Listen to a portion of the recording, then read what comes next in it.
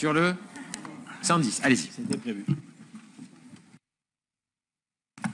Monsieur le maire, mesdames et messieurs les conseillers municipaux, bien évidemment, nous voterons pour ce rapport permettant au nouveau groupe écologiste et citoyen de pouvoir recruter un collaborateur. L'occasion m'est donnée aujourd'hui de dénoncer publiquement un sujet qui nous occupe depuis 1 an, monsieur le maire, 1 an, autant que votre prise de fonction.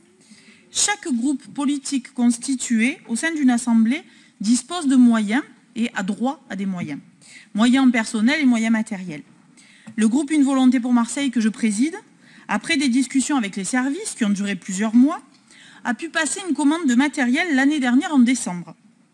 Commande passée sur un budget spécifique, conséquent et de droit, attribué au groupe d'opposition. Et commande passée à l'extrême limite de la clôture de l'exercice budgétaire de l'année 2020, faute de catalogue pour pouvoir choisir ce matériel.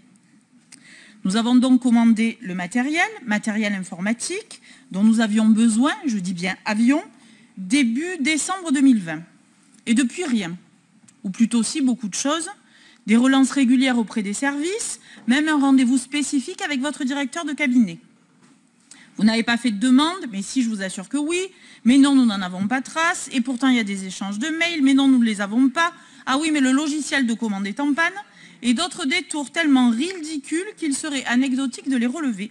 Donc, de guerre lasse, j'ai renvoyé tous les échanges et depuis, silence. J'ai plusieurs fois interpellé vous-même, votre cabinet, votre DGS et le nouveau DGS que je salue également, qui m'a dit qu'il allait regarder. Donc, depuis 1 an, toujours rien.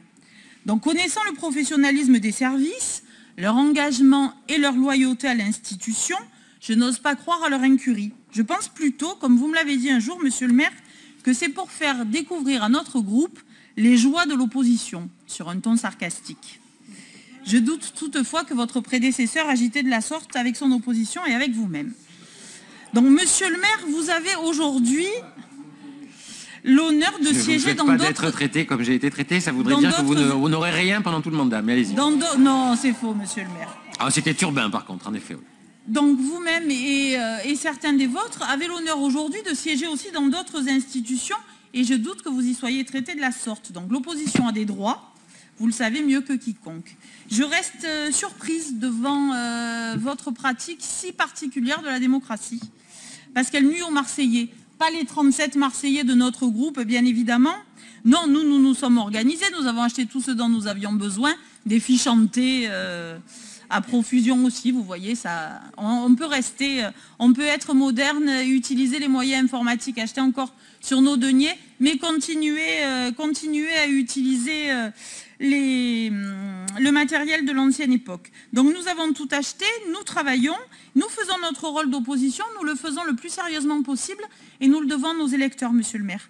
Mais votre pratique de la démocratie, elle nuit aux Marseillaises et aux Marseillais. Aux Marseillais habitants des secteurs tenus par Madame Bareil, par Monsieur Royer-Perrot et par Monsieur Souvestre. Oui, elle leur nuit. Elle leur nuit quand délibérément vos services ne signent pas les contrats des animateurs qui permettent l'ouverture des centres aérés dans les temps et empêchent les enfants de les fréquenter dès le premier jour des vacances. Elle leur nuit de ne pas aller sur ce terrain. Quand depuis 1 an, monsieur le maire, vous ne pouvez pas trouver une heure, même une demi-heure dans votre agenda pour recevoir Madame Bareil.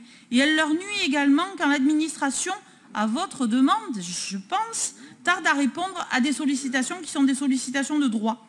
Des demandes formulées sur l'avancée des travaux dans les secteurs, des relances faites auprès des services directement, auprès de votre propre cabinet sur le point des RH et j'en passe.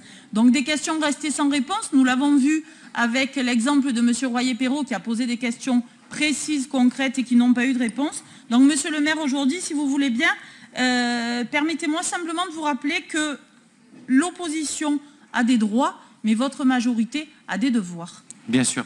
Merci beaucoup, Madame la Présidente.